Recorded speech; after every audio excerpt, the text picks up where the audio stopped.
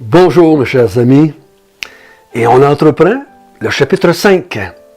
On avance, il y a 24 chapitres, donc on avance tranquillement, et on va regarder encore une fois qu'est-ce que Luc dit à Théophile, afin qu'il soit convaincu que ce qu'il a entendu, c'est vrai. Souvenez-vous, il l'a entendu l'Évangile. Luc, il n'apprend pas des choses qu'il n'a pas entendues. Il l'a entendu l'Évangile, mais Luc veut juste lui dire, je vais te dire, après avoir parlé au témoin oculaire, qu'est-ce qui est arrivé. Et là, l'auteur va nous parler ce matin d'une ce qu'on a appelé souvent la pêche miraculeuse. Il s'est passé un événement, une journée, dans la vie des disciples qu'on appelle la pêche miraculeuse. Donc, Luc, s'il a parlé à Pierre et aux disciples, il va savoir, deux autres directement, qu'est-ce qui s'est passé cette journée-là de la pêche miraculeuse? Prions ensemble. Notre bon Père du ciel, tu es un Dieu grand, un Dieu puissant, un Dieu au contrôle de tout le monde dans lequel nous vivons. Tu contrôles les vents, la mer, les poissons, tu contrôles les oiseaux, tu contrôles tout. Tu contrôles tout. Tu fais tout ce que tu veux avec ce qu'il y a dans le monde, hein? Même les humains. On aimerait que tu nous instruises aujourd'hui. Pourquoi est-ce que Luc dit à Théophile cet événement-là? C'est au nom de Jésus que nous te prions. Amen. La pêche miraculeuse. Il faut bien comprendre ici que les disciples, ce n'est pas la première fois qu'ils entendent parler de Jésus. Ce n'est pas la première fois qu'ils le voient. Il va les appeler à le suivre, hein? Mais ce n'est pas la première fois. Jésus, on l'a vu au chapitre 4, il a une grande renommée déjà. Il se promène à travers toute la Galilée. Il fait toutes sortes de choses. Il enseigne dans toutes les synagogues qu'il rencontre. Et il est allé dans la maison de Pierre hier. Il a guéri sa belle-mère. Donc Pierre n'est pas là parce qu'il ne le connaissait pas. Il va répondre à l'appel de Jésus avec les autres, mais en connaissance de cause. Ils savent qui Jésus est. Lisons ensemble chapitre 5, verset 1 jusqu'au verset 11. Comme Jésus se trouvait auprès du lac de Génézareth, et que la foule se pressait autour de lui pour entendre la parole de Dieu, il vit au bord du lac 2 barques, d'où les pêcheurs étaient descendus pour laver leurs filets. Il monta dans l'une de ces barques qui était à Simon, et il le pria de s'éloigner un peu de terre, puis il s'assit, et de la barque, il enseignait la foule. Lorsqu'il eut cessé de parler, il dit à Simon, « Avance en pleine eau, et jetez vos filets pour pêcher. » Simon lui répondit, « Maître, nous avons travaillé toute la nuit, sans rien prendre, mais, sur ta parole, je jetterai le filet. » L'ayant jeté, ils prirent une grande quantité de poissons, et leurs filets se rompaient. Ils firent signe à leurs compagnons, qui étaient dans l'autre barque, de venir les aider. Ils vinrent, et ils remplirent les 2 barques, au point qu'elles enfonçaient. Quand ils virent cela, Simon-Pierre tomba aux genoux de Jésus et dit, « Seigneur, retire-toi de moi, parce que je suis un homme pécheur. » Car l'épouvante l'avait saisi, lui et tous ceux qui étaient avec lui, à cause de la pêche qu'ils avaient faite. Il en était de même de Jacques et de Jean, fils de Zébédée, les associés de Simon. Alors Jésus dit à Simon, « Ne crains point, désormais tu seras pêcheur d'hommes. » Et, ayant ramené les barques à terre, ils laissèrent tout et le suivirent. Donc, c'est une expérience qui se passe dans la vie de pêcheurs. Donc, pour nous autres, qui sommes citadins, qui n'avons jamais fait la pêche avec le filet, c'est peut-être un peu, peut-être aussi extraordinaire que ces gens-là. J'ai eu le privilège d'être sur le lac de Génézareth. J'étais en bateau sur le lac de Génézareth quand j'ai visité Israël. C'est pas un grand lac. C'est plus petit que le lac Saint-Jean, pour ceux qui sont de Québec. Je pense que c'est 13, mettons une 15 à 16 km de long à son plus long, puis une dizaine de kilomètres de large à son plus large. Donc c'est pas un grand lac, mais c'est un bon lac. Et on y faisait la pêche. C'était très riche en poissons. encore une fois, on retrouve la foule au verset 1. La foule est autour de lui. Souvenez-vous, il y a une grande renommée. Partout ce que Jésus va, les foules suivent. Et ici, on nous dit, autour de lui pour entendre la parole de Dieu. Ils veulent savoir ce que Jésus a à dire. Ils veulent entendre ce que Jésus a annoncé en ce qui concerne la bonne nouvelle. Mais le terme dit, la foule se pressait autour de lui. On pousse, on veut être proche, on veut toucher Jésus comme dans d'autres événements. Parce que quand on le touchait, on avait l'espérance d'être guéri. Donc Jésus est au bord du lac, il voit Simon-Pierre, il le connaît. On l'a vu hier qui était dans sa maison et qui a guéri sa belle-mère. Donc il connaît Simon-Pierre. Il dit à Simon, en embarquant dans sa barque, éloigne-toi un peu du bord, et il va enseigner. Il va enseigner la foule qui est là. À quel sujet? Il dit, je suis venu pour annoncer la bonne nouvelle du royaume de Dieu. Donc, c'est ça son thème. C'est ça sa raison de prêcher. La prêcher, sa prédication, c'est pas comment tu te sens, je vais t'aider à régler tes problèmes avec ta femme, je vais t'aider à régler tes problèmes avec tes enfants, je vais vous donner des trucs pour faire des moins de péchés. Non, non, non, non. Jésus est là et il prêche la bonne nouvelle de l'arrivée du royaume de Dieu que lui va instaurer. C'est pour ça qu'il est là. On l'a vu hier. J'ai été envoyé pour annoncer la bonne nouvelle du royaume de Dieu. Dieu veut régner sur un peuple. Veut régner sur un peuple. Et Jésus va instaurer le royaume de Dieu. Pour qu'il y ait un royaume, ça prend un roi, mais ça prend aussi des sujets. Donc, il va sauver des gens pour qu'ils deviennent les sujets de Dieu et qu'ils servent Dieu. Il ne faut jamais oublier ça. Ne faites pas de l'Évangile quelque chose de centré sur l'être humain. Il est venu me sauver que j'aille au ciel. Ça, c'est centré sur l'être humain. Ce n'est pas l'Évangile que Jésus a prêché. Jésus prêchait l'Évangile aux gens pour qu'ils deviennent des serviteurs et des servantes de Dieu. Qu'ils fassent partie du royaume de Dieu. Ça veut dire qu'ils se mettent volontairement sous le règne de Dieu, qu'ils se soumettent à Dieu et le servir, l'adorer et le louer. Donc, il enseigne la foule. Au verset 4, lorsqu'il eut cessé de parler ou d'enseigner, il dit à Simon, Simon, avance donc un peu plus profond dans l'eau. Hein? Va un peu plus loin. Va un peu plus loin. Et jette le filet. L'apôtre Pierre, il dit, jetez le filet. Seigneur, nous avons travaillé toute la nuit sans rien prendre. Il semblerait qu'il travaillait la nuit. Pourquoi? Parce que les poissons ne voient pas la barque, ils ne voient pas le filet. Donc, c'est plus facile de les prendre la nuit. Et là, il était en plein jour. L'apôtre Pierre, il dit, Seigneur, toi, tu es un charpentier de métier, moi, je suis un pêcheur de métier. En général, on ne pêche pas dans le jour comme ça. Dans le jour, on lave nos filets, on les répare, ils sont brisés, et on va faire un petit dodo.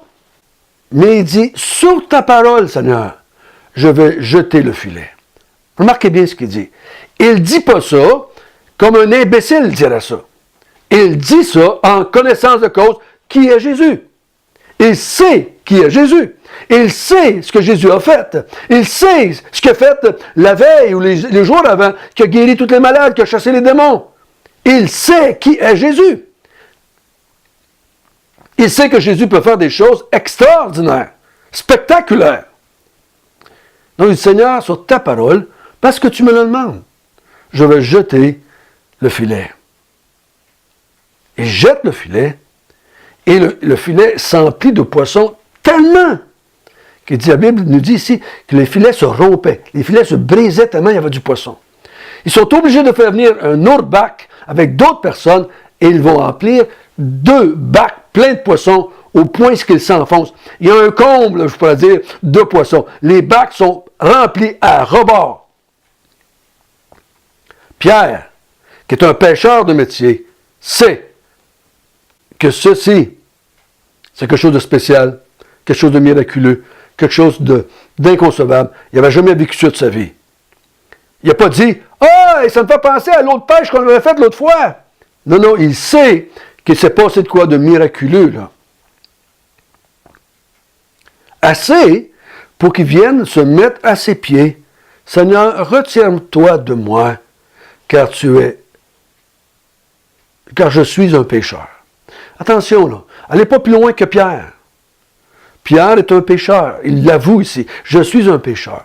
Et toi, tu es un homme de Dieu. Je ne crois pas qu'il voit en Jésus encore toute cette divinité-là. Je ne crois pas qu'il voit en Jésus encore Dieu incarné. Non. Il va le dire plus loin, lui, tout. Qui est-il? Tu es le Christ, le Fils de Dieu. D'autres fois, il va dire, qui est cet homme? Ils ne sont pas sûrs à 100%. Ils ne comprennent pas. Ils voient un être humain.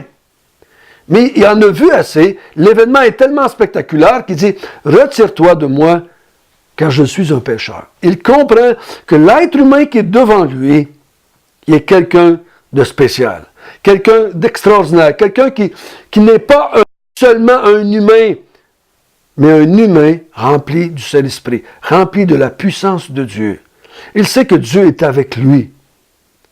Rappelons-nous, Luc fait ressortir plusieurs reprises, baptisé du Saint-Esprit, rempli du Saint-Esprit, rempli de la puissance du Saint-Esprit. Et je crois ici que Jésus a fait ce miracle-là, encore une fois, par la puissance du Saint-Esprit.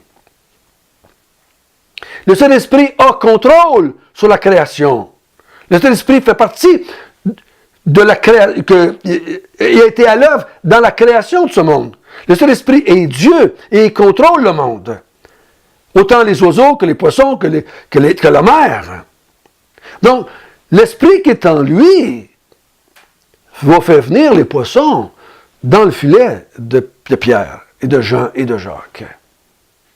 Et ils vont faire une pêche miraculeuse. Ce qu'il constate ici, c'est que cet homme-là qui est devant lui est je ne sais pas dire un saint homme, quelqu'un qui a une grande puissance de Dieu, quelqu'un qui enseigne, quelqu'un qui est plus haut que lui, plus grand que lui, plus fort que lui, plus proche de Dieu que lui. Il voit juste que lui est indigne de se tenir en compagnie de cet homme-là. Je ne suis pas digne, je suis un pécheur, retire-toi de moi, Seigneur. Et au verset 9, il dit, car l'épouvante l'avait saisi, et tous ceux qui étaient avec lui, à cause de la pêche qu'il avait faite. Donc, c'est l'épouvante. Il ne comprend pas tout, il ne saisit pas tout, mais il est tellement épouvanté, tellement émerveillé, tellement déboussolé, qui en perd un peu les pédales, si je pourrais dire de même. Ses paroles ne sont pas toutes pleines de sens, si je pourrais dire de même. Mais ce qu'il dit est vrai. C'est un pécheur. Tous les Juifs auraient dit qu'ils étaient des pécheurs. Je peux dire que c'est un pécheur, mais ils voient en Jésus quelqu'un de spécial. De spécial. Au verset 10, c'est marqué, « Il en était de même de Jacques et de Jean, les fils de Zébédée, associés de Simon. » Non, il n'est pas le seul. Tout le monde a l'épouvante. Tout le monde est un peu paniqué. Tout le monde se demande, mais qu'est-ce qui se passe? C'est qui ce gars-là? C'est qui ce gars-là? Ils ont entendu de la part des démoniaques. Tu es le Saint de Dieu, tu es le Fils de Dieu. Ils l'ont entendu. Mais c'est quelque chose de très... Comment je pourrais dire ça? C'est hors du commun. Pour un Juif, un être humain qui vit parmi les êtres humains, ils ne sont pas capables de concevoir que c'est le Dieu qui est dans le lieu très saint, dans l'arche de l'Alliance, qui est avec l'arche dans le temple. Ils ne sont pas capables de concevoir que le Dieu qui est là, qui est 3 fois saint, qui n'est pas accessible aux êtres humains, est en train de vivre parmi eux, qui est dans le bateau avec eux autres. Ils ne sont pas capables de concevoir ça encore. Ça va prendre une intervention divine. Ça va prendre une intervention divine pour les aider à comprendre et à croire que l'homme qui est devant eux, ça va être aussi un Dieu incarné. Mais le but ici, pour Luc, c'est pas ça. Le but pour Luc, c'est cet homme-là faisait des miracles par la puissance du Saint-Esprit. Là, il dit, alors Jésus dit à Simon, ne crains point. Tu vois, il est épouvanté, il est sous stress, je peux dire, il panique un peu. Il dit, ne crains point, Simon. Jacques et Jean, ne craignez pas. Ne craignez pas. Je vais faire de toi un pêcheur d'hommes maintenant.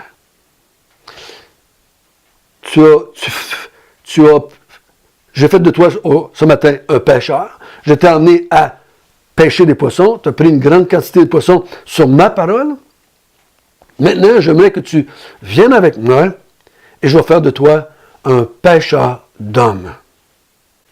Comme j'ai attiré des poissons dans ton filet, maintenant, ce que tu vas faire dans l'avenir, tu vas prêcher. Tu vas prêcher pareil comme moi, la bonne nouvelle du royaume de Dieu. Et je vais emmener des êtres humains dans ton filet spirituel. Tu vas devenir un pêcheur d'hommes. Pourquoi faire? Pour que ces personnes-là aillent au ciel, mais qui meurent? Non. Il dit, je vais faire de toi, tu vas pêcher des hommes pour qu'ils deviennent des serviteurs et des servantes de Dieu mon Père. Pour qu'ils fassent partie du royaume de Dieu mon Père. Pour qu'ils se soumettent au roi qui est Dieu. Pour qu'ils viennent adorer et servir notre Dieu. Ton Dieu, Pierre, mon Père, mon Dieu en tant qu'être humain. Ils retournent au bord avec leur barque et ils laissent tout ça là. Il ne faut pas penser qu'ils vont laisser les poissons se gaspiller, non. L'apôtre Pierre, ce qu'on peut voir dans les Écritures, a une petite compagnie de pêche, il va prendre des hommes, va engager des hommes et des femmes qui sont là, et ils vont décharger les poissons, puis ils vont les vendre. C'était leur gagne-pain. Donc, mais ils laissent tout là, puis à partir de ce moment-là, ils vont suivre Jésus continuellement. Et vous allez voir, pas l'apôtre, mais Luc va faire ressortir devant Théophile, à plusieurs reprises. Les disciples sont là, les disciples sont là, les apôtres sont là, les disciples sont là. Il veut que Théophile sache que les disciples maintenant, Pierre, Jean, Jacques, qui vont devenir des colonnes dans l'Église, sont des témoins oculaires de tout ce qui se passe. Ils ont vu la pêche miraculeuse. Ils ont entendu Jésus prêcher. Et ils vont prêcher le même message que Jésus. Le même message que Jésus. Pas différent. Pendant ces 3 années qui vont venir, il va les instruire. Il va leur dire, puis ils vont l'écouter. Qu'est-ce qu'il prêche? Qu'est-ce qu'il annonce? Et Jésus va prêcher, repentez-vous et croyez à la bonne nouvelle. Les apôtres vont dire, repentez-vous et croyez à la bonne nouvelle. Ils vont faire le même message, ils vont faire la même chose que Jésus. Et c'est ces disciples-là qui vont mettre les fondements à l'Église par l'enseignement. Nous, on est des pêcheurs d'hommes. Aussi. Mais on va utiliser les mêmes moyens qu'eux autres, c'est la parole de Dieu. Il faut faire attention ici. On n'est pas tous appelés à quitter tous nos jobs puis à devenir tout à plein temps. Non, c'est pas de même. Mais quand on prêche la bonne nouvelle autour de nous, quand on partage la bonne nouvelle avec nos femmes, nos enfants, nos amis, nos voisins, nos parentés, quand on partage la bonne nouvelle, on va pêcher des hommes que Jésus va attirer, comme il a attiré les poissons dans le filet de Pierre. Par la prédication de la bonne nouvelle, il va attirer des hommes et des femmes de tous les peuples de la terre et en attire depuis 2000 ans. Il est en train de bâtir un peuple pour Dieu, son Père. Notre bon Père du ciel, quelle grande vérité! Jésus est venu pour pêcher des hommes et des femmes de tous les peuples de la terre, afin qu'ils se convertissent à Dieu et qu'ils croient en lui le Messie et qu'ils deviennent le peuple de Dieu. Les apôtres vont le faire. L'Église va le faire depuis des millénaires. Le but, par la prédication de l'Évangile, c'est de créer un peuple d'adorateurs pour Dieu, notre Père, notre Seigneur. Au nom de Jésus, Amen.